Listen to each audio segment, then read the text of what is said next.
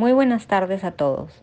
Les damos la más cordial bienvenida al quinto encuentro Camino al 14º Simposio del oro, plata y cobre, denominado El reto del canon, propuestas para optimizar el uso de los recursos generados por la minería. El encuentro de hoy comienza a las 5:30 y durará hasta las 7 de la noche aproximadamente. El programa que seguiremos inicia con las exposiciones de cada panelista, seguido del diálogo con los miembros de nuestro panel. Les recordamos que pueden colocar sus preguntas durante el evento en el botón de preguntas y respuestas que ofrece la herramienta Zoom. También agradecemos de antemano por llenar la encuesta que se les enviará al terminar el evento. Para empezar, escucharemos las palabras de bienvenida del presidente del comité organizador del 14º Simposio Internacional del Oro, Plata y Cobre, José Augusto Palma. Adelante, José Augusto. Gracias. Muy buenas tardes. Como presidente del 14º Simposio Internacional del Oro, Plata y Cobre, me es muy grato darles la bienvenida al quinto evento, Camino al Simposio, que organiza la Sociedad Nacional de Minería, Petróleo y Energía.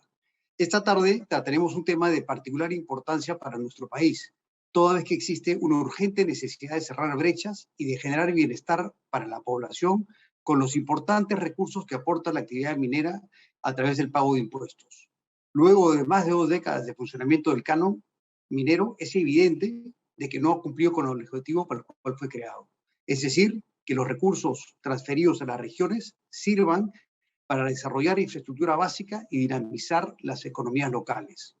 Esto ha producido una enorme y entendible frustración de la población, lo cual lamentablemente ha sido aprovechado para generar una percepción negativa sobre la actividad minera en el país. Son muchos las razones, los diagnósticos que se han realizado sobre las razones por las cuales el canon no ha tenido el impacto deseado. Algunos de los más mencionados son el bajo nivel de ejecución de los gobiernos subnacionales, la concentración de recursos en pocas localidades, la ilusión de los proyectos en muchos rubros, la calidad del gasto, la necesidad de fortalecer la capacidad técnica de los funcionarios públicos, la complejidad del esquema de inversión pública y la necesidad de mayor transparencia y de eliminar la corrupción, entre otras. Probablemente la causa del problema sea un concurso de todas las razones señaladas, pero lo que está claro es que es hora de implementar medidas concretas y que el sector privado se involucre activamente a través de propuestas para mejorar el uso de los recursos generados por la minería. Sobre todo en un momento donde la minería peruana ha recuperado sus volúmenes de producción pre-pandemia y existe además una coyuntura favorable de precios que permitiría que el sector minero aporte sumas históricas a la economía del país. Por supuesto, esta situación se verá reflejada en los montos de recaudación y, por lo tanto, de canon y regalías que el gobierno central distribuirá a los gobiernos regionales, municipales y universidades nacionales. Pero el reto está en asegurar que sean invertidos de forma oportuna, correcta y eficiente. Con el afán de contribuir al análisis técnico y objetivo sobre la situación y proponer alternativas de solución para este problema, hoy nos acompañan 3 profesionales de amplia trayectoria, quienes nos brindarán algunos planteamientos concretos que sirvan para mejorar la ejecución de los recursos generados por la minería. Les agradezco de manera muy especial por su participación, así como a Maribel Toledo Campo, que será la moderadora del evento. Estamos seguros que con sus propuestas enriqueceremos el debate sobre este determinante asunto de gestión pública. Muchas gracias y te regreso la palabra a Mariana para dar el inicio del evento. Muchas gracias, José Augusto. A continuación daremos inicio al panel, para lo cual les presentamos a la moderadora, Maribel Toledo Campo. Maribel ha sido periodista en medios como Canal N, Cuarto Poder, Día D y ATV. Es fundadora de TOC Asociados, empresa de comunicación estratégica y gestión de crisis, y ganadora de varios premios EFI y ANDA. Bienvenida, Maribel. Muchas gracias, Mariana. Muy buenas tardes con todos.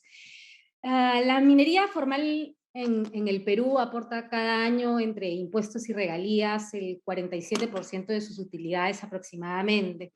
Y si a esto le sumamos la reinversión que se realiza, podríamos decir que más o menos el 77% de las utilidades de las empresas mineras se queda aquí en nuestro país. Incluso si comparamos la carga tributaria con algunos otros países que se llaman mineros como Chile y Australia, podremos ver que Perú tiene una de las mayores cargas, si no es la mayor carga tributaria. Por poner solo un ejemplo, en los últimos 10 años se han transferido casi 40.000 millones de soles a las regiones por canon minero y regalías. Sin embargo, de todo esto, solo el 60% de estos recursos han sido ejecutados por los gobiernos regionales, es decir, poco más de la mitad, y otro 40% que no se ha tocado, y además de este 60% que sí se ha ejecutado, no necesariamente esta ejecución, esta inversión ha sido enfocada en cerrar las brechas de salud, de educación, de agua o de saneamiento, lo que impactaría, sí, directamente en la reducción de la pobreza, que es un poco a lo que todos apuntamos o deberíamos de apuntar. Y entonces, con estos números, cabe preguntarse, y ya lo planteaba de alguna manera José Augusto, si el problema actual del Perú es la falta de recursos provenientes de, por ejemplo, el sector minero, o es la necesidad de mejorar la capacidad de gestión, la capacidad de gasto de los mismos. En resumen, o en buen cristiano, usar bien el dinero, usar bien la plata. Pero ok, esto ya se ha dicho, entonces, ¿cómo hacemos? ¿Cómo hacemos para que se use bien? Hoy tenemos un panel con 3 personalidades con experiencia académica y además con experiencia en gestión pública. David Tuesta, Milton Borgese y Roxana Barrantes están conmigo. En primer lugar, les pediré a cada uno de ellos que exponga su propuesta puntual, porque ellos han venido con una propuesta puntual para optimizar el uso del canon y los recursos en general provenientes de la minería. Y luego de esto, que cada uno plantee su propuesta, pasaremos más que a una ronda de preguntas, a un espacio de diálogo en lo que vamos a intentar que sea una construcción conjunta. Bien, ahora sin más ni más, quiero presentar a David Tuesta. David es economista y doctor en economía por la Pontificia Universidad Católica del Perú y máster en asuntos públicos y economía por la Universidad de Minnesota. Es además presidente del Consejo Peruano de Competitividad, cuenta con más de 30 años de experiencia en el sector público y privado, liderando equipos internacionales y multidisciplinarios. También se desempeña como director de la FinTech Pinbox Solution para Latinoamérica, es profesor asociado del Instituto de Empresa IE en Madrid y asesor en temas económicos de diversas organizaciones privadas. Y anteriormente, como ustedes recordarán, ha ocupado el cargo de ministro de Economía y Finanzas de nuestro país, y se ha desempeñado también en cargos de alta dirección en el BBVA para Perú y España. Así que David, te dejamos para que compartas con nosotros tu propuesta. Muchas gracias, Maribel. A ver, yo lo que tengo pensado para un poco definir, digamos, el tipo de acciones que se deben poner en marcha para hacer un uso efectivo de los recursos del canon, efectivo y eficiente, diría yo. Es necesario ver dar algunos pasos atrás para luego ver hacia adelante la forma como se tiene que utilizar esos recursos, ¿no? Entonces, dar un paso atrás implica ver la fuente generadora de los recursos, ¿no? Entonces, uno parte por entender de que tiene que existir primero actividad minera, ¿no? Si no existe esa actividad minera, no estaríamos hablando acá de los recursos que existe hoy y de los que debiera seguir existiendo y en mayor cantidad a futuro, ¿de acuerdo? Entonces, el tema de preservar un buen funcionamiento del sector minero es como el punto inicial de todo lo que significa luego las propuestas que se quieren diseñar. El tema tributario, que es una vez basado en los recursos existentes, de la actividad económica existente, pues tienes que contar con un sistema tributario también adecuado, ¿no? Competitivo, ¿no? Comparativamente hablando con otros países que también son productores como el país. Y luego lo que tienes la base, la actividad económica y los recursos, pues viene el tema de cómo se distribuye. Y el tema de distribución, al menos del trabajo que hemos venido desarrollando en el Consejo Superior de Competitividad, vemos que es central, digamos, y que sí determina luego la forma como se utilizan los recursos, ¿no? Es un elemento que yo creo que se tiene que trabajar, porque una mala distribución, de la manera como existe ahora la fórmula de distribución del canon, genera enormes heterogeneidades con impactos económicos y sociales, ¿no? Y que luego puede terminar generando conflictividad en las regiones y en los distritos, ¿no? De hecho, lo que nosotros encontramos cuando hacemos un trabajo comparativo de aquellos distritos mineros, digamos, y cómo se distribuye, ¿no?, estos recursos, vemos, por ejemplo, que en aquellas regiones, ¿no?, con distribuciones más heterogéneas, termina generando también mayor dispersión en cuanto a el uso de estos recursos. Los cierres de brecha son más complejos, ¿no? Las heterogeneidades son mayores. Eso se ve, por ejemplo, se percibe claramente en el caso de Ancash, ¿no? Donde son pocos realmente los distritos mineros que tienen una proporción importante, ¿no?, de distribución de recursos per cápita respecto a otros que reciben muy poquito. Cuando lo ves, tú lo comparas con Moquegua, por ejemplo, ves que los cierres, la diferencia que existe, ¿no?, con una mejor distribución en cuanto al cierre de brechas sociales, en cuanto a pobreza, cierre en cuanto a temas de agua, desagüe, son bastante menores, ¿no? Entonces, yo creo que sí se requiere una discusión ahí respecto a la forma como se tienen que distribuir los recursos, reduciendo, digamos, el peso que tiene la repartición hacia los distritos específicamente mineros, ¿no? Eso tiene un tema de economía política que habría que ver luego cómo se resuelve, ¿no? En el papel, yo creo que seguramente va a haber coincidencia sobre ello. El hecho es luego cómo puedes transmitir tú esto a las comunidades, a los distritos, ¿no? Luego está el tema de, bueno, vamos a hacer un uso de estos recursos, ¿no? Esto sirve efectivamente, o debería servir para empezar a cerrar estas brechas. Vemos ya que con toda esta ineficiencia existente y también por la evidencia que hemos desarrollado dentro del Consejo de Competitividad, a pesar de que es muy mejorable, digamos, la forma en que se utilizan estos recursos, el hecho de que se tiene que buscar una mejor ejecución, sí se nota que aquellos distritos que son mineros, o sea, que reciben una mayor cantidad de esos recursos, pese a que de repente no lo utilizan con la eficiencia, efectividad de vida, sí se observan reducciones interesantes en cuanto a pobreza, agua y desagüe, ¿no? Vemos reducciones interesantes, digamos, que también vamos a publicarlo en esta semana, dentro de la plataforma de Consejo Superior de Competitividad, los resultados y la metodología que se ha trabajado para ello, ¿no?, que es un método de diferencia que nos ha permitido hacer estos cálculos a nivel de distrito minero y no minero. Y luego viene el tema, bueno, ¿cómo lo hacemos mejor? ¿Cómo hacemos que efectivamente estos recursos que no son utilizados, por ejemplo, se puedan utilizar? Entonces ahí lo que vemos es que yo creo que tomar el toro por las astas directamente, y es lo que estamos trabajando, es el hecho de tratar de definir una especie de autoridad de reconstrucción de los fondos no usados o no ejecutados del canon minero, ¿no? Es decir, los gobiernos nacionales ya tienen su espacio, tienen su oportunidad para hacerlo, ¿no? Con las complejidades existentes no lo pueden hacer. Entonces es completamente absurdo mantener esos recursos sin hacer un uso.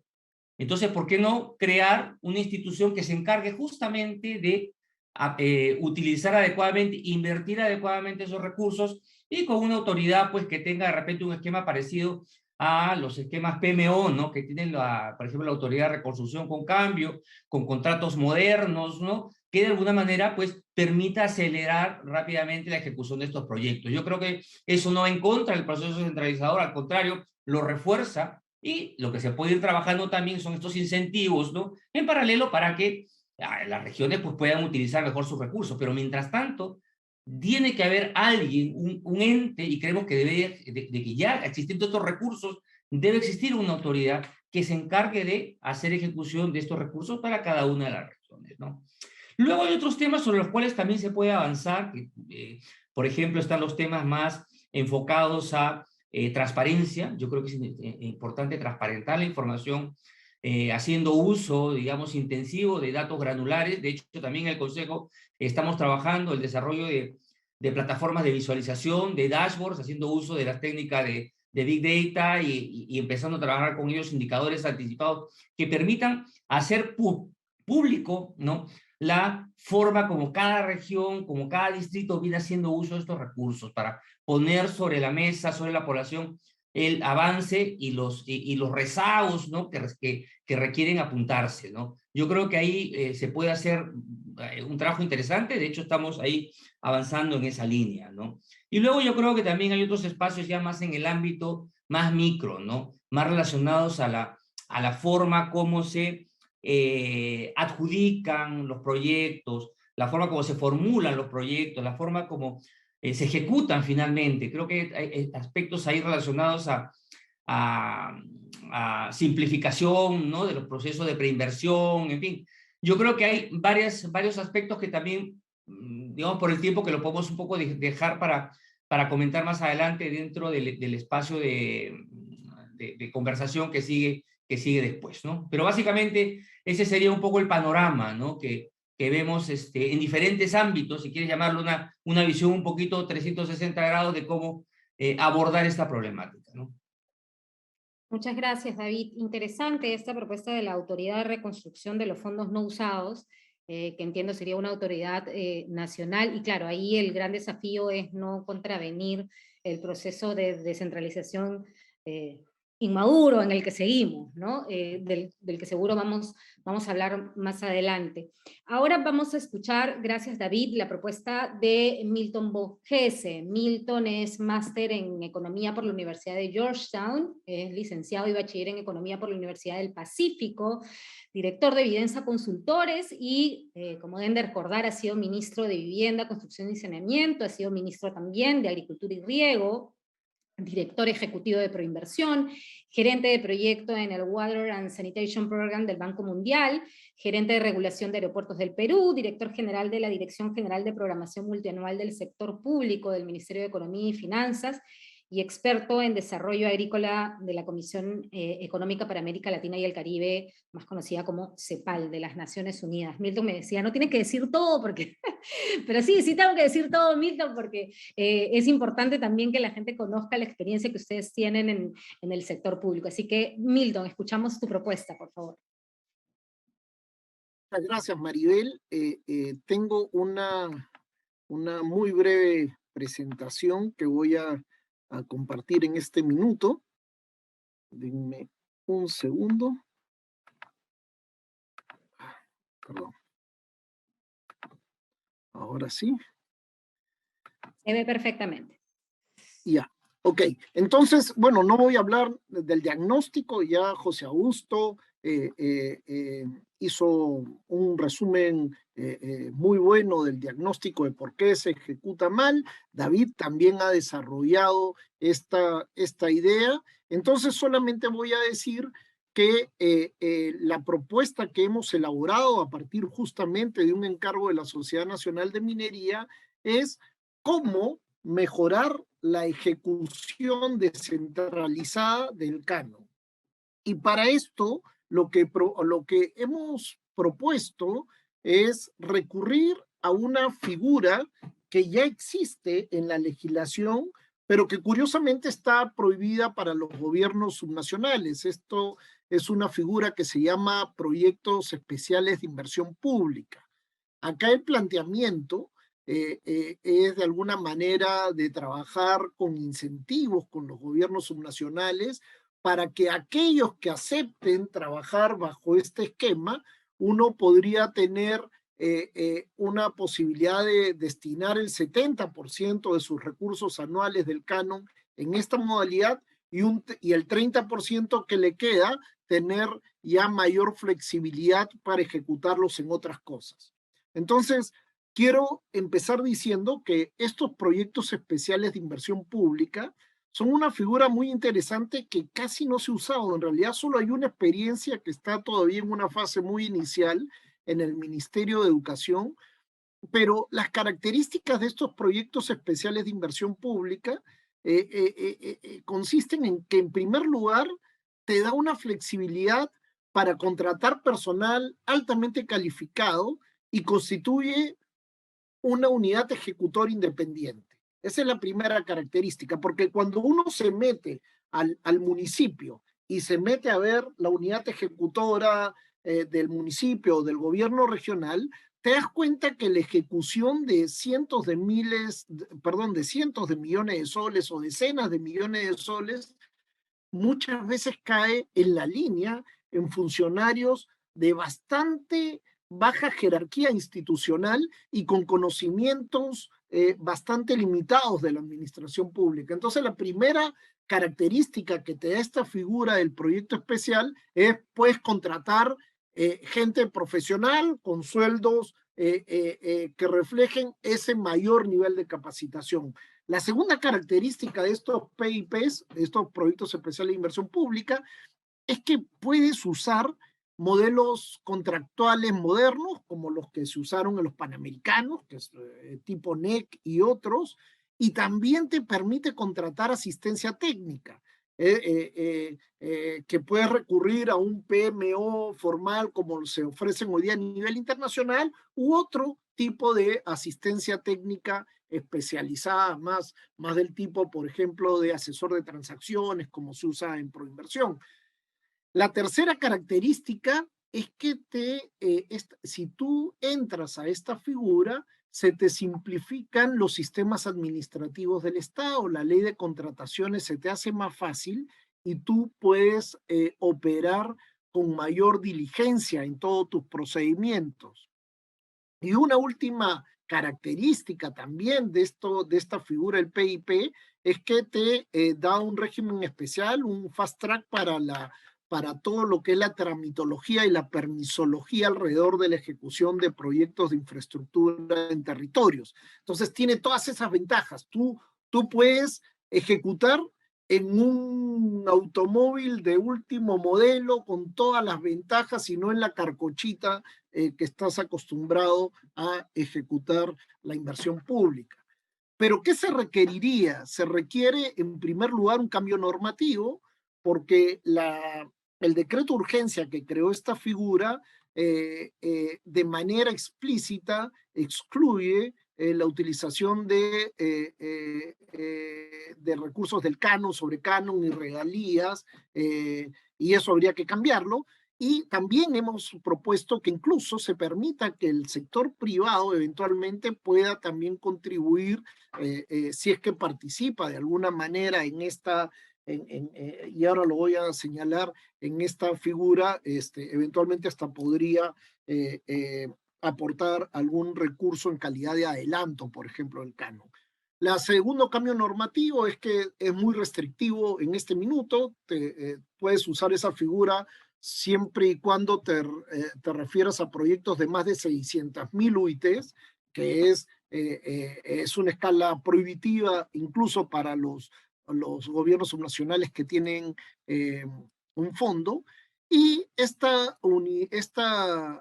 PIP debería además habilitarse con un fondo que permita, por ejemplo, para que los gobiernos subnacionales tengan incentivos a entrar a esta figura, es una figura de cofinanciamiento en la que ellos aportan el canon que no han ejecutado y el gobierno nacional, por ejemplo, podría aportar una fracción adicional que no viene del presupuesto de la República del resto, sino que puede ser un adelanto del canon futuro, por ejemplo, de forma que las autoridades subnacionales tienen una posibilidad, un incentivo para entrar a esto. Y la tercera característica de este mecanismo es la priorización, ¿no? Lo primero es que hasta que no haya cerrado brechas de educación, salud y agua y saneamiento, no pasas al otro nivel de ejecución, y el segundo nivel de ejecución ya tiene que ver más con infraestructura productiva, caminos, electrificación, riego y conectividad a internet es lo que sugeríamos. Y por lo tanto, si entras a esta figura, lo ideal es poder consorciar al gobierno regional, al municipio provincial relevante y hasta eventualmente alguno distrital, pero para que se unan y ejecuten un portafolio de proyectos, no un proyectito por un proyectito, sino un portafolio de proyectos orientado a cerrar las brechas que acabamos de mencionar. Se propone un diseño institucional donde tú tengas un coordinador de proyecto con las 3 áreas típicas que tiene una unidad ejecutora eficiente, con una coordinación técnica, una coordinación administrativa legal, pero además también un área de seguimiento y evaluación muy breve. El coordinador de proyecto viene con un PMO al lado, y arriba de la unidad ejecutora, lo que se planteaba, y esto está para discutir, un consejo directivo que de alguna manera refleje la representatividad del gobierno nacional, pero también del gobierno subnacional y el sector privado. Para ir rápido, eso sería para el 70%. Tú usas esta modalidad de PIP, pero te sobra un 30%, y la idea es darle ese 30% mayor flexibilidad. Y para eso lo que nosotros muchas veces hemos diagnosticado es que lo que hace falta es el movimiento económico en los territorios. Y ahí hemos diferenciado el territorio rural, donde hay en el Perú una vieja tradición de fondos concursables para negocios rurales. Hay toda una experiencia del FIDA, no voy a entrar a discutirla en detalle, Jacubiñay. Hay otros que no han funcionado muy bien, como Procompite, porque se politiza mucho, pero eso es una buena idea, le da un poco de dinamismo a los territorios, pero la parte más proactiva acá es permitir que use recursos del canon, para estos fondos de inversión más de capital de riesgo, más pensando en áreas urbanas, para hacer negocios de verdad. Por ejemplo, poder, si quieres desarrollar un negocio turístico, bueno, habilita estos fondos de inversión para poder atraer negocios de verdad que entren en equity por un periodo limitado, e incentivas que entre a desarrollar negocios en las zonas urbanas alrededor de también de los yacimientos.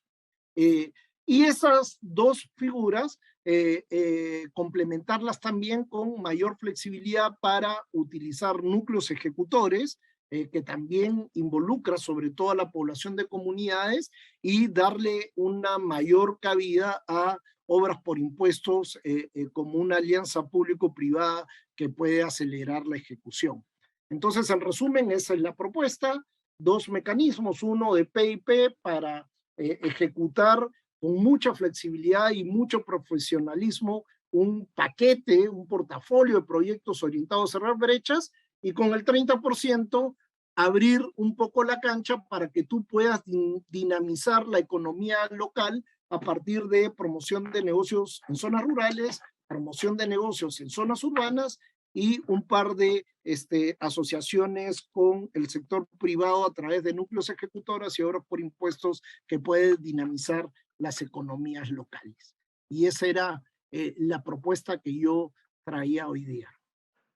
Gracias, Milton. Creo que está bastante clara y didáctica tu exposición. Interesante respecto al PIP, este tema que planteabas de la priorización en el gasto, no pasar a la siguiente etapa con inversiones que seguramente son necesarias, pero de corte más incluso populista o de rédito inmediato traducido en votos a veces, ¿no? Mientras que no se haga primero lo realmente importante, pero que no necesariamente es visible inmediatamente en la línea de tiempo, ¿no? Que tiene que ver con el cierre de brechas en salud, en educación, etc. Y antes de pasar a Roxana, y saltándome un poco el orden de lo establecido, pero solo una pregunta puntual, la creación del fondo que planteas, que tiene que ver con el canon no usado, se podría contradecir con la propuesta que tiene David, o podría ser complementaria? No, es absolutamente complementaria.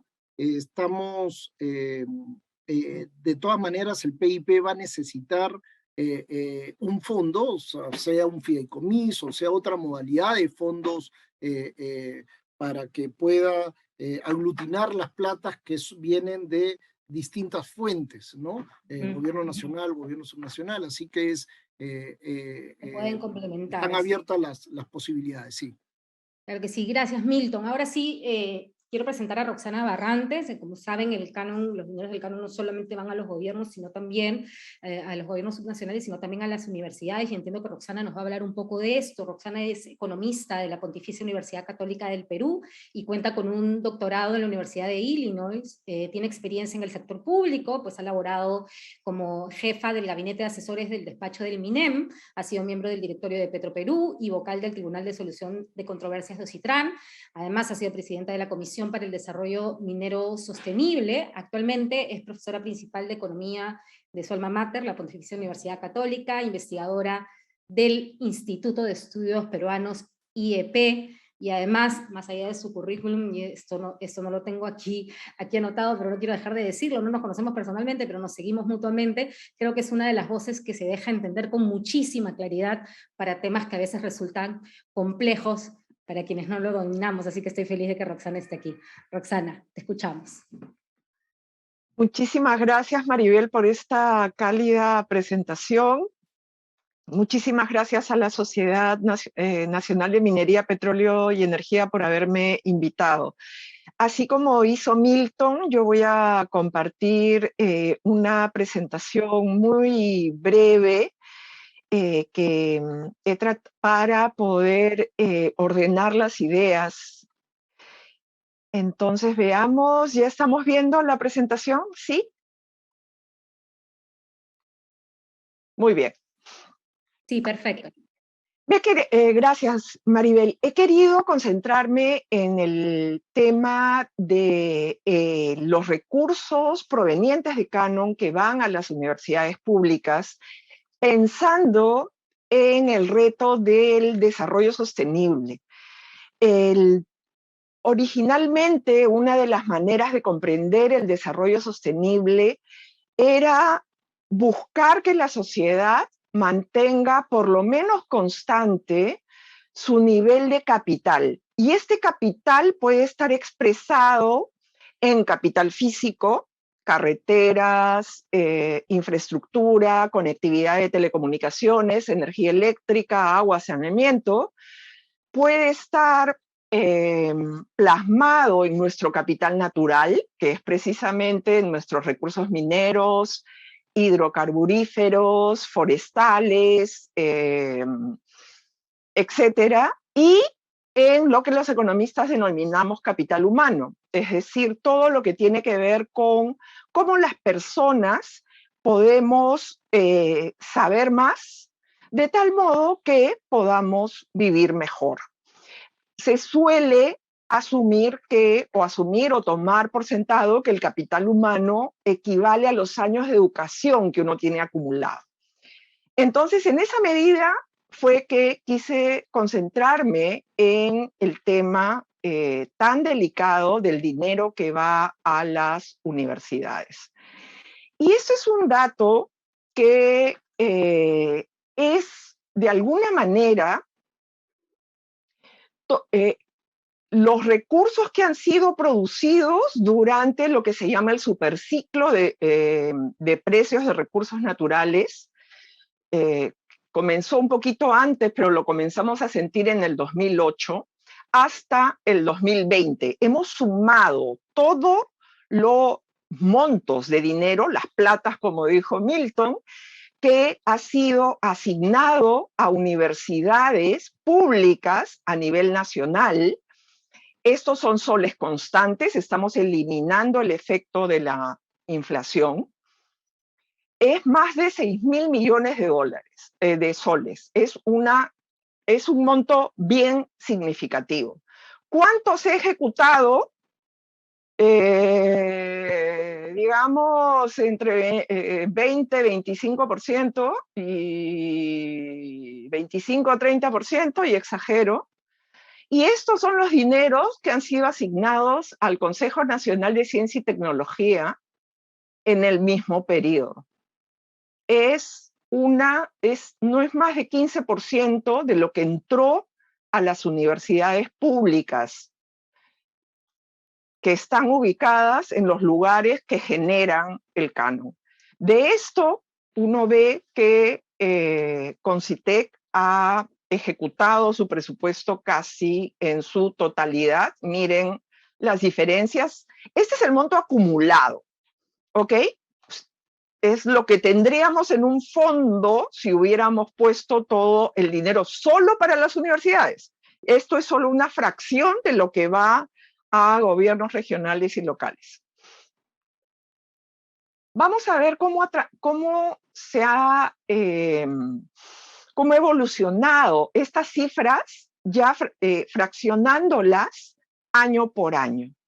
Y miren ustedes, lo que se ha distribuido a las universidades es esta línea ploma, lo que han ejecutado las universidades es esta línea amarilla, y miren dónde queda lo que ha ejecutado el CONCITEC.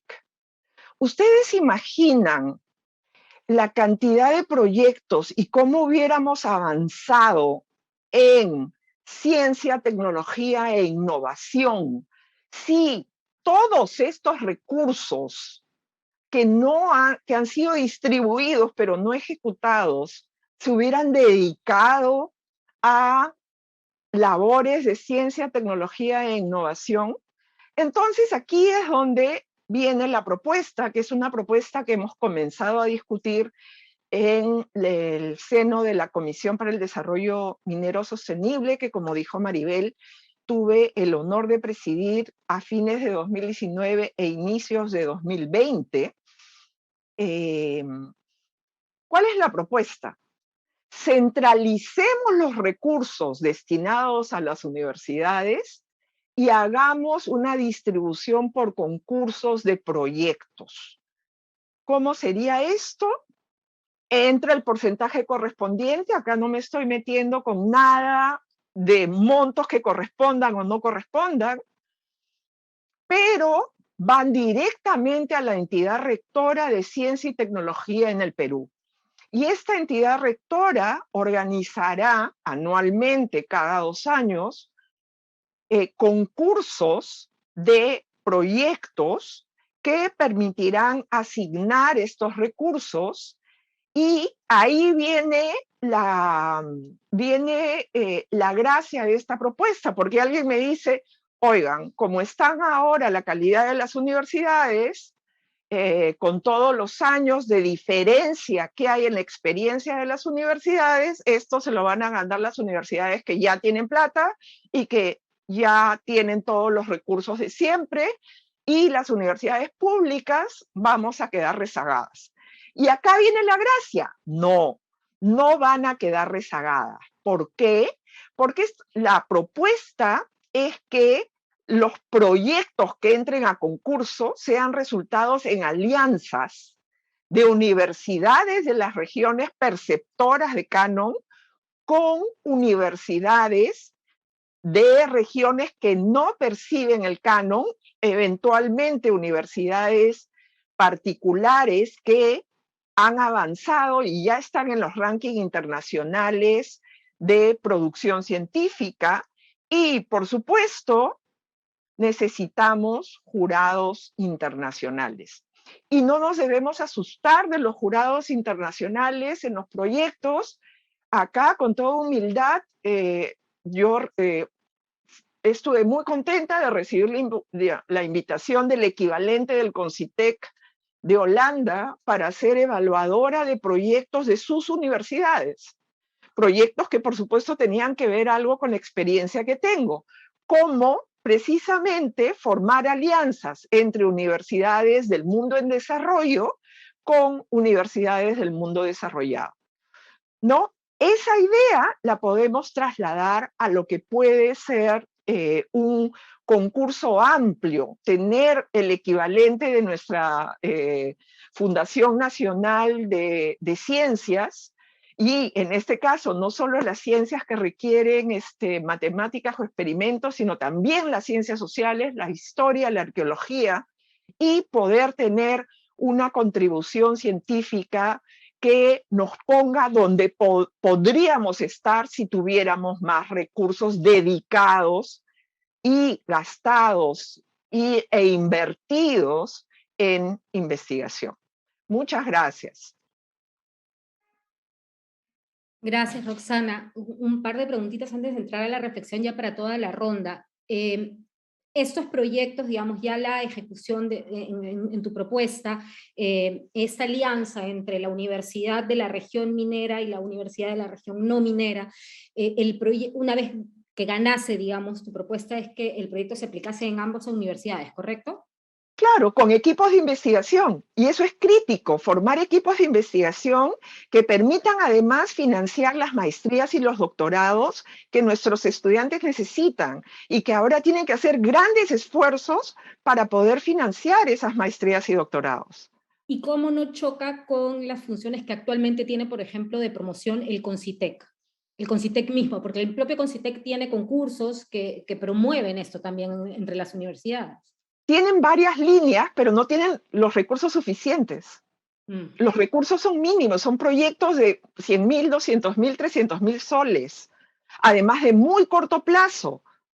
Cuando tú quieres empujar investigación e investigación en serio, estos proyectos tienen que ser de 3, 4, 5 años, que permitan a los asistentes de investigación al mismo tiempo estudiar en las universidades de mayor prestigio y con mayor producción académica y científica y obtener los grados académicos para que continúen y se amplíen las carreras de investigación.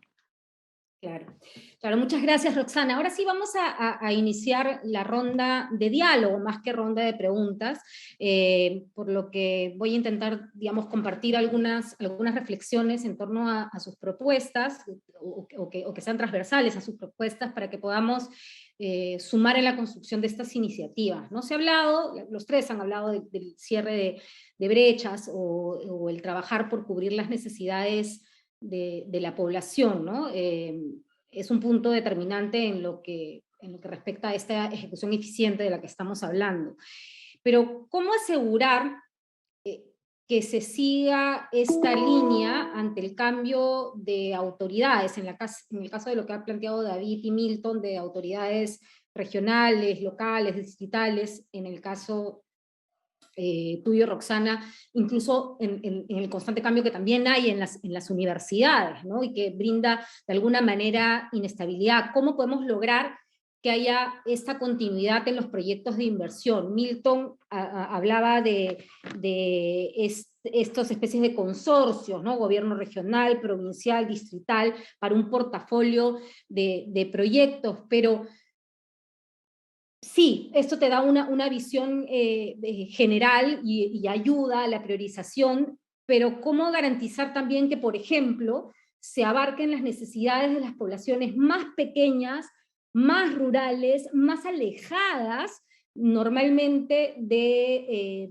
la capital de la región, donde está la gran masa de votos, aludiendo nuevamente al tema electoral, que inevitablemente está relacionada con el uso de estos recursos?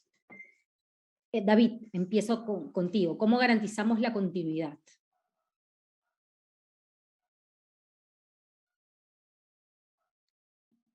David, estás con el micro recontra apagado. No, tienes que garantizar primero la continuidad del audio. Sí, Dale, bueno, te escuchamos. y lo que estaba diciendo justamente, que garantizar es una palabra muy fuerte en el Perú, ¿no? Garantizar algo, ¿no? Es cierto justamente, ¿no? El hecho de que la propia dinámica de la economía política lleva justamente a agudizar, digamos, los problemas que tenemos también actualmente en lo que significa el proceso de ejecución presupuestaria, ¿no? Tienes un esquema en el cual, mientras las autoridades nuevas entran e ingresan con nuevos funcionarios y empiezan quizás a aprender luego de un cierto tiempo más o menos cómo funcionan las complejidades del sector público, se tienen que ir, ¿no? Ya llega la etapa electoral, es más complicado ejecutar, vienen otros y empezamos con el mismo ciclo, ¿no? Este no es el único factor, pero definitivamente suma, digamos, a esta situación de incapacidad o dificultades para poder ejecutar. Entonces, desde nuestra visión, y sin utilizar la palabra garantizar, crear esta autoridad, o el nombre que se quiera, pero que tenga alguna institucionalidad que le permita un grado de independencia, que se pueda conformar, digamos, básicamente bajo los esquemas que hemos visto de PMOs, digamos, con contratos modernos, básicamente cómo ha estado funcionando el esquema de Panamericanos y lo bien que está haciendo ahora la Autoridad para la Reconstrucción con Cambios, ¿no? Que básicamente ha ido siguiendo este esquema. Entonces es tratar de darle esa misma figura desde arriba. Y esto sí, no va a garantizar, pero sí yo creo que ayudaría a mitigar, ¿no?, este problema de las autoridades, ¿no? Porque por lo menos ya tienes a alguien que igual, ¿no? Ya sabes, viene el gobierno de turno ya a nivel central y quizás por temas políticos, pues igual quieren sacarlo, ¿no? Eso es inevitable, ¿no? Tratar de conformar un esquema tan independiente y blindado es muy difícil, ¿no? Se puede hacer el intento de intentar darle esa figura, ¿no? Pero yo creo que sí podría ayudar mucho, al menos a mitigar esa debilidad institucional que sí existe a nivel subnacional, ¿no? Gracias, David. Milton, en esa misma línea también, y un poco para complementar lo que dice David, hay un tema también de trazabilidad de los proyectos mismos, ¿no? Porque, al día de hoy podemos seguir, y de hecho en el arranque yo di algunas cifras, cuánto dinero sale del sector minero y cuánto dinero llega al gobierno nacional, a su vez el gobierno nacional cuánto deriva a los gobiernos regionales, distritales, subnacionales en general, e incluso podríamos de alguna manera, y en la propuesta que tú planteas también, digamos, priorizar mejor la inversión, darnos cuenta en qué se está invirtiendo, en cómo se está distribuyendo ese gasto. Pero ¿qué pasa con la trazabilidad a lo largo del tiempo? Se escogió mejor a partir de tu proyecto, en dónde invertir, se distribuyó mejor, pero ¿cómo garantizar que esa carretera en 5 años realmente funcione como esperábamos? ¿Quién hace ese seguimiento? ¿Cómo se hace ese seguimiento? Sí, de acuerdo. A ver, en realidad lo que propone David y lo que proponemos nosotros es, tiene un bastante nivel de coincidencia. Ambos esquemas pasan por aunque suene horrible, a la recentralización del gasto. Hay una injerencia del gobierno nacional ante la fragilidad y debilidad institucional de los gobiernos subnacionales, tanto regionales y nacionales, y por lo tanto, en la propuesta nuestra lo que hace es una unidad ejecutora independiente, como es la Autoridad de Reconstrucción con Cambios, como lo fue la de los Panamericanos. A mí me tocó estar muy cerca a una unidad ejecutora que fue creada en el año 97, 98 para la reconstrucción del niño de esa época. Estoy hablando del niño de allá, que era una unidad que se manejaba en PCM en conjunto, y el MEF tenía mucha participación con un consejo directivo muy chiquitito y tenía un PMO de primer nivel, que era una firma de ingeniería europea, y esa reconstrucción de la que se habla poco se hizo con indicadores de eficiencia muy buenos, con poca gente, pero de altísimo nivel, tanto los nacionales en la unidad ejecutora como los internacionales, que eran esta firma de ingeniería, que en realidad era un PMO de nivel de categoría mundial. Y después se hizo la evaluación ex post y demostró que se había ejecutado a tiempo y se había ahorrado un montón de dinero como consecuencia de funcionar de esa manera. Entonces, con esta unidad ejecutora, donde los gobiernos nacionales, si entran, tienen que comprometerse a dos cosas. Primero, a una selección inicial de un portafolio orientado a cerrar brechas. Entonces ya después ya no entra la discrecionalidad. Tú le entregas a la unidad ejecutora una cartera de proyectos que tiene que ejecutar en un lapso determinado. Y segundo, la arquitectura organizacional de esa unidad ejecutora tenía de 3 áreas, una de las cuales era de seguimiento y evaluación, y no he entrado en detalles porque no había tiempo, pero hay una línea base y hay también una meta, y esta área de seguimiento y evaluación reporta al Consejo directivo de la unidad ejecutora, donde están autoridades nacionales y subnacionales que tiene que corregir el rumbo si es que no se están logrando las metas, ¿no? Entonces, es una figura que le da estabilidad, pero focalizada en un portafolio, en ese 70% de recursos que te dije. Si el alcalde quiere hacer un poco de fiesta, que lo haga con el 30%, que haga sus proyectos políticos, es como la válvula de escape que permite que la mayor cantidad de recursos estén estacionados a solucionar las principales brechas. Es la válvula de escape siendo realistas también con Así es, hay que darle un poco de flexibilidad porque si no, con 100% de rigidez se deshace el esquema, ¿no? ¿Y el EITI regional lo ves como una alternativa? Mira, yo creo que lo que tienen que hacer es sumarse digamos, son esfuerzos complementarios que te va a ayudar para el seguimiento, que te va a ayudar a reforzar, pero digamos en nuestro planteamiento, la unidad ejecutora tiene todas las funciones, ¿no? Este proyecto especial de inversión pública. Y obviamente tiene que tener comunicación y tener actores también de la sociedad civil involucrados que te pueden ayudar a tener ese monitoreo que tú pides, ¿no?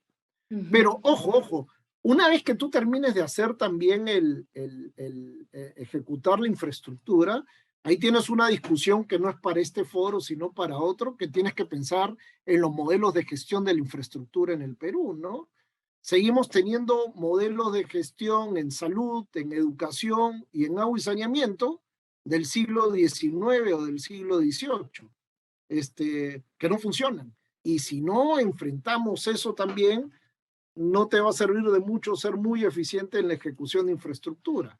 Pero como digo, esa ya es una discusión que abarca otras aristas. Claro. Gracias, Milton. Roxana, algo que agregar a lo dicho por David y por Milton, y de respecto a los gobiernos subnacionales puntualmente, pero también te traslado la pregunta, como lo dije más o menos en la introducción, con el tema de la continuidad también de las autoridades universitarias, porque en la propuesta que tú planteas también hay un tema de, ok, se me asignan ganos, se me asignan los recursos, cómo se hace el seguimiento y cómo se garantiza la continuidad de la ejecución final de ese proyecto. No voy a usar la palabra garantiza, perdón, David.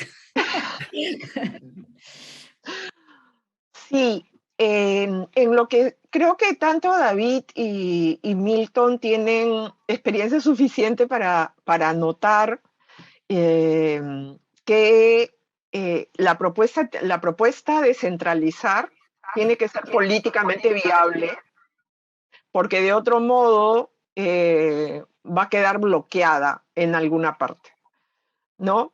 Entonces, Milton dice claramente, yo entrego un conjunto de proyectos para que sean ejecutados, por otro lado, ¿no? Y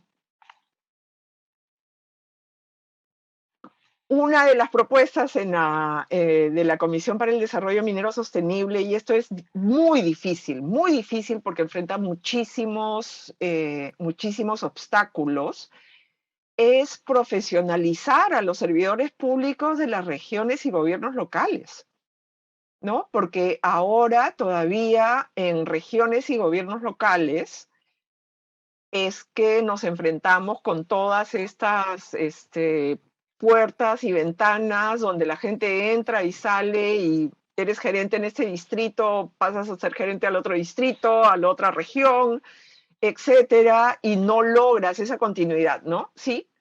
No, pero que justo ahí estaba pensando, digamos, de manera complementaria a la propuesta que nos has traído, ¿cómo podríamos de alguna manera enfocar también la inversión del canon, por ejemplo, en las universidades, en lo que es la promoción de la carrera pública? Y de alguna manera cerrar el círculo virtuoso, porque obviamente a mayor gente de carrera pública, además de manera descentralizada, en sus lugares de origen, donde pueden hacer luego carrera pública, etcétera, va a haber una mayor eficiencia en el gasto y podemos cerrar este círculo virtuoso que estamos buscando. Mira, súper buen punto adicional en la propuesta. Buena parte de estos recursos se pueden dedicar, si no con CITEC, una parte en convenio con Pronavec, ¿no? Y tenemos un programa masivo de formación de gestores públicos que se integren en el servicio civil y donde con algún mecanismo de incentivos con los gobiernos regionales y los gobiernos locales puedan integrarse de manera progresiva como cuerpo de gestión. O sea, finalmente, como país, tendríamos que aspirar a tener a los servidores públicos casi como nuestro cuerpo diplomático, nuestro cuerpo del ejército, ¿no? Donde tú tienes una formación de largo plazo, donde tienes responsabilidades, donde está claro qué te toca hacer y qué te toca hacer para avanzar, ¿no? En la carrera, etcétera. Y llegar, bueno, al componente técnico superior, que es ser viceministro, ¿no? Por todas nuestras debilidades políticas, y yo me imagino que en algún momento van a hacer un foro con temas políticos, es que en algún momento hemos dicho el ministro tiene que ser técnico, y el ministro, claro, qué bueno que sea técnico, pero principalmente es un representante político del presidente. Entonces está sujeto a todos los avatares de lo que es la representación política. Pero volvamos a tu propuesta y volvamos al tema de continuidad.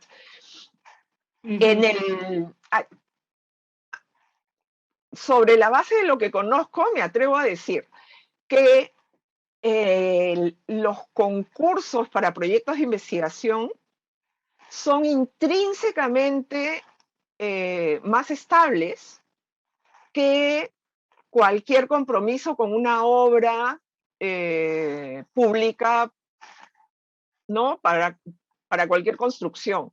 ¿Por qué? Porque tienes una masa crítica de profesionales académicos y tienes a todos los estudiantes alrededor de eso, que es un grupo de personas muy involucrada, y por algo está la canción de Mercedes Sosa de Me gustan los estudiantes, ¿no es cierto? Esto es, eso pasa en todas las generaciones y en todos los países. Es la juventud la que está mucho más preocupada de lo que pasa y no pasa y las oportunidades que vienen y que no vienen. Entonces es parte de acompañar la profesionalización y acompañar la meritocracia, ¿no?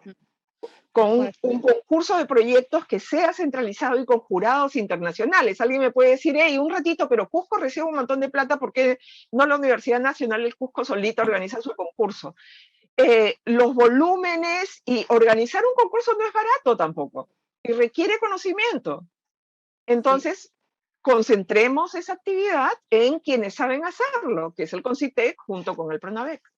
Ahora, pero en línea con eso y también con los planteamientos de David y Milton, hay una pregunta del público interesante. Dice, uno puede imaginar, y tiene que ver con lo que tú insinuabas, Roxana, que claro, esta decisión ejecutora, digamos, nacional, tiene que contar de alguna manera con una, no sé si licencia social es la palabra, pero con un acuerdo para que, porque dice, leo textualmente la pregunta, ¿no? Uno puede imaginar resistencias en alcaldes y universidades a ceder el manejo de los fondos. ¿Se ha validado de alguna manera esas propuestas con alcaldes o autoridades universitarias? David, Milton. Sí, perdón. Sí. Dale, a ver, nos ordenamos. Milton, dale. Mira, no, la propuesta que hemos planteado todavía estamos empezando a discutirla, todavía no se ha socializado, pero justamente sí tiene un mecanismo mitigador de ese riesgo de no aceptación de las autoridades locales, que es este mecanismo de cofinanciamiento.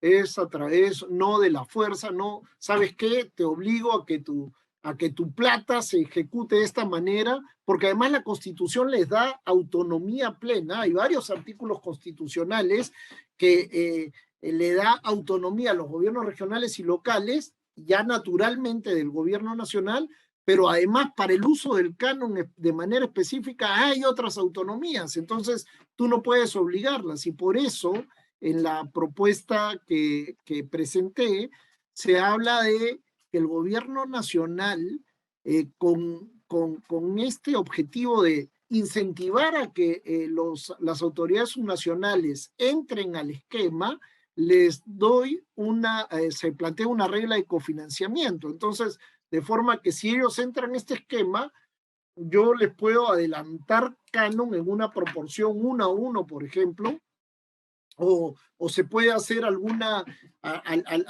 mecanismo de pagos de impuestos adelantados, por ejemplo, con la empresa extractiva para que tengas una bolsa más grande de dinero y puedas cerrar brechas más rápidamente. Eso, en nuestra opinión, la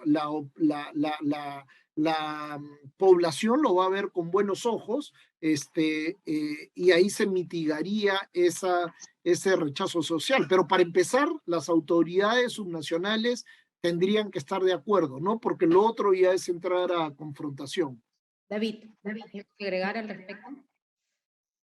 No, definitivamente, yo creo que Roxana ha subrayado un punto central, ¿no? La validación de cualquier cosa que tenga un componente recentralizador requiere una derivada de economía política, ¿no? Una interacción con las autoridades subnacionales, ¿no? De acuerdo a cómo tiene que funcionar esto para que tenga viabilidad. En principio, en el caso de la propuesta es directamente enfocarte en la parte que no estás ejecutando. Es de alguna manera plantear que es entrar a apoyarlos sobre aquello que no has usado, ¿no? Tratando de rescatar ese costo de oportunidad, ¿no? De no haber hecho el uso de los recursos. Claro, Uno puede buscar, claro, entonces uno puede buscar esquemas para ese saldo, ¿no? Respecto a cómo incorporar a la participación de los gobiernos subnacionales, ¿no? Pueden ser mecanismos como los que ha mencionado Milton, pueden ser de repente algunos elementos, digamos, más directos de participación, de repente dentro de un consejo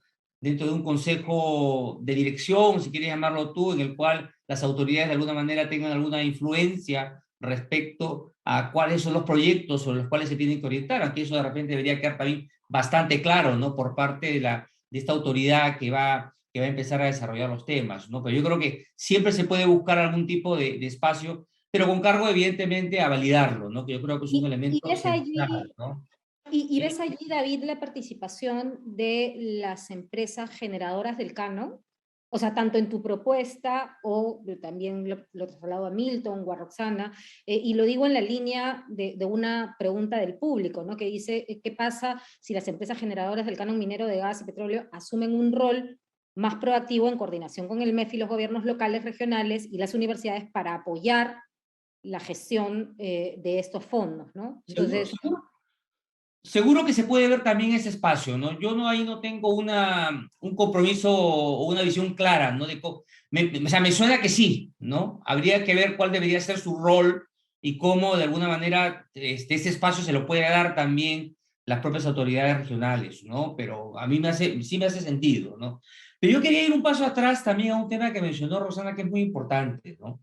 A ver, al menos por el lado de la propuesta que estamos planteando, es un poco enfocándose a la urgencia, ¿no? Son recursos que están ahí hace bastante tiempo, se siguen acumulando y es la forma de poner en primer lugar a la población y empezar a tener resultados concretos ya, ¿no?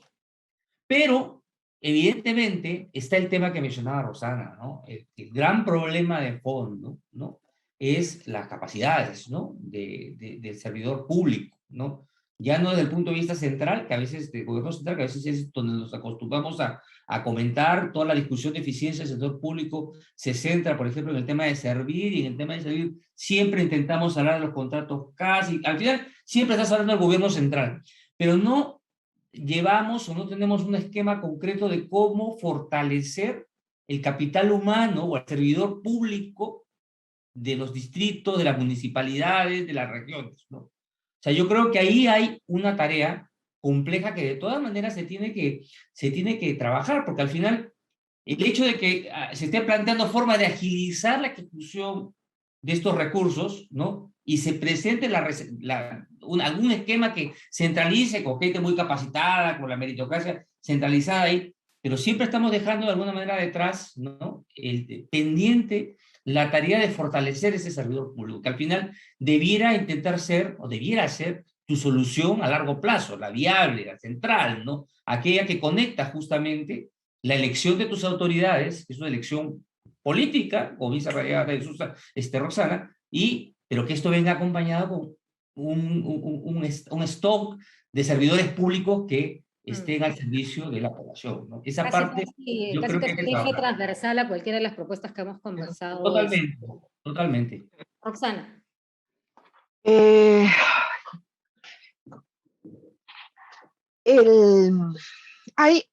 Yo lo que quería decir originalmente es que se tiende a identificar mucho a la empresa con el canon.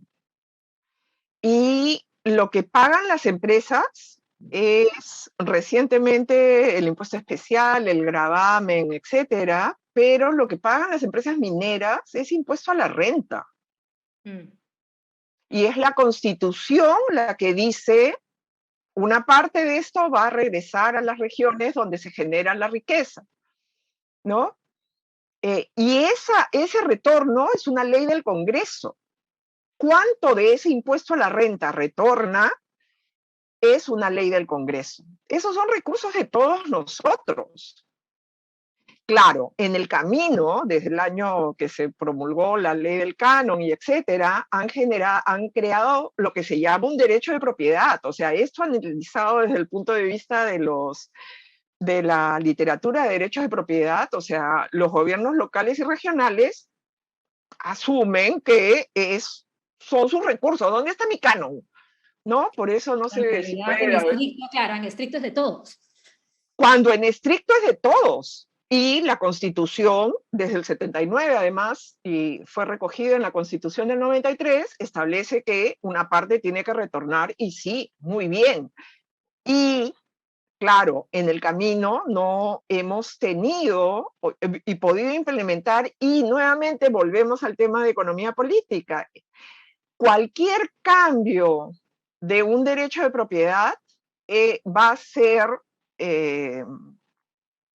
conflictivo, ¿no? Sea que se den recursos por aquí, recursos por allá, a alguien le van a decir: eres un entreguista, ¿cómo has renunciado a nuestro canon? ¿Cómo has renunciado a nuestros recursos para las universidades? Pero por el lado de todos los peruanos y de todos los que estamos en la comunidad académica, por lo menos, y acá van a decir: estás hablando por tus intereses. Bueno, pertenezco al mundo académico y trabajamos para poner conocimiento al servicio de todos.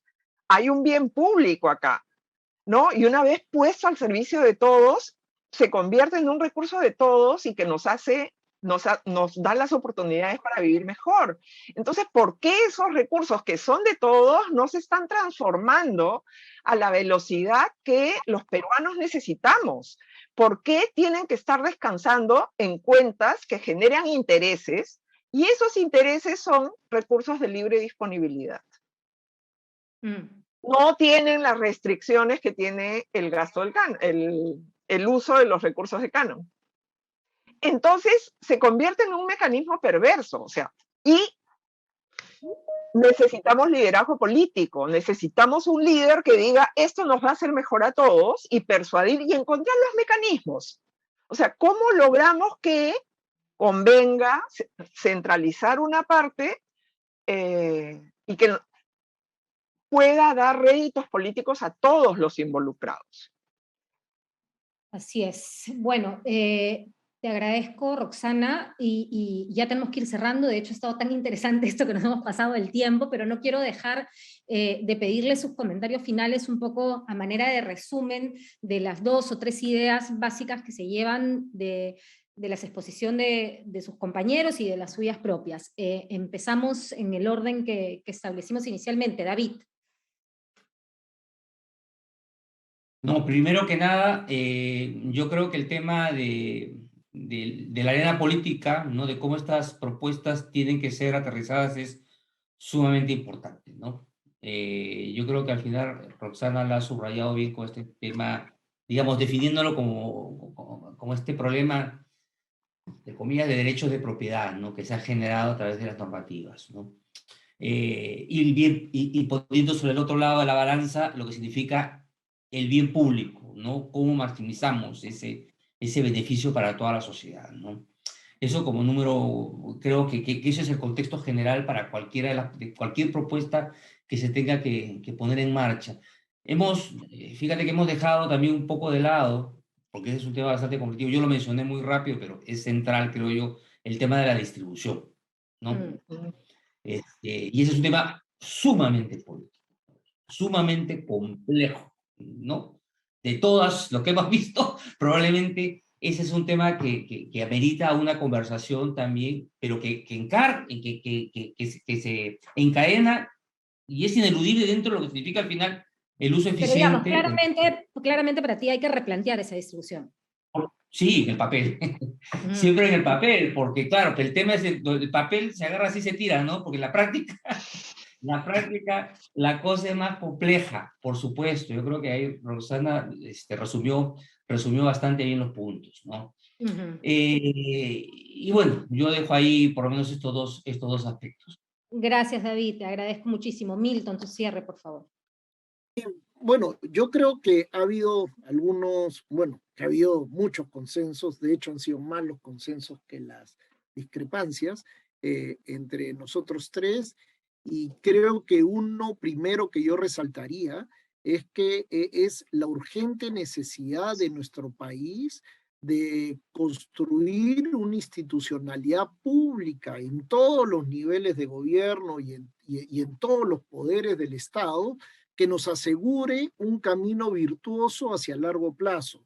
No podemos seguir teniendo entidades públicas, municipales, regionales, EPS que manejan el agua y saneamiento, llenos de funcionarios públicos que su mayor virtud en la vida es ser hijo del amigo del primo.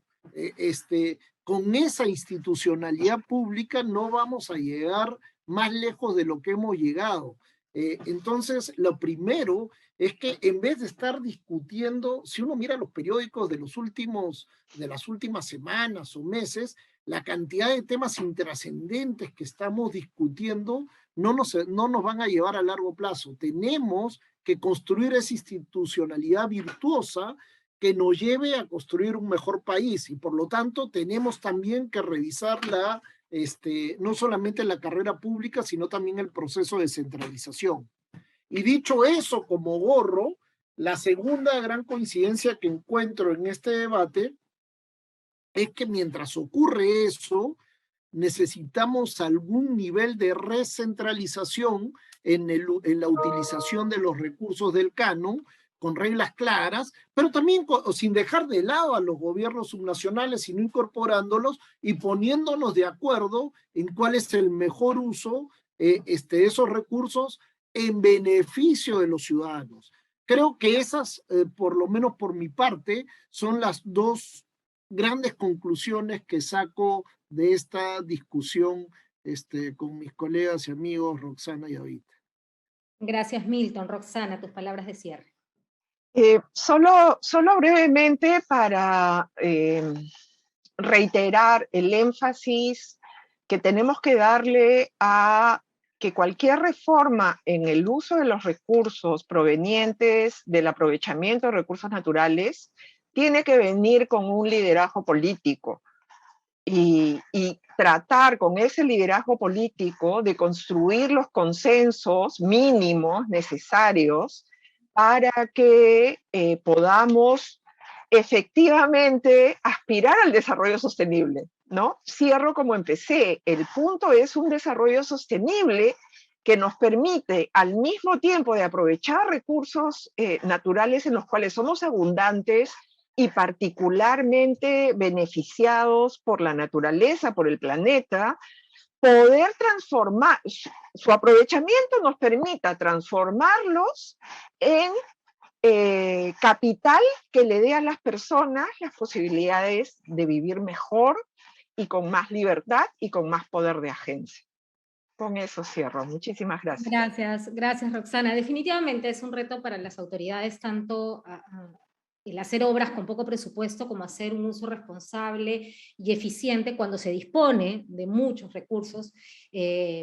Y eso es justamente el desarrollo sostenible que mencionaba Roxana, de modo que se beneficia a todos los ciudadanos, ¿no? Yo me quedo con algunos retos básicos, ¿no? Algunos de ellos los han mencionado ustedes. Lograr que estas brechas se cierren también en áreas menos urbanas o con un número menor de población, y esto se va a dar con una estrategia nacional, con una gran unidad ejecutora, recentralizando fue la palabra que usó Milton, pero, y esto es importante, esto siendo validado por los gobiernos subnacionales, ¿no? Y teniendo en cuenta algo fundamental, que también lo mencionó Roxana, que es una estrategia política, porque cualquier reforma, como bien decía, tiene que estar atada a un liderazgo de este tipo.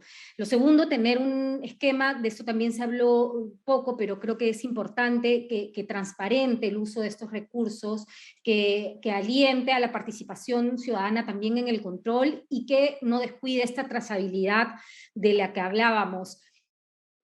Por más difícil que sea replantear esta redistribución que planteaba David, fortalecer la capacidad de los funcionarios, ¿no? Para elevar esta eficiencia, esta eficacia en la ejecución de proyectos públicos, y en ese sentido creo que es urgente también fortalecer la carrera pública y con ello construir la institucionalidad que los tres creo han mencionado.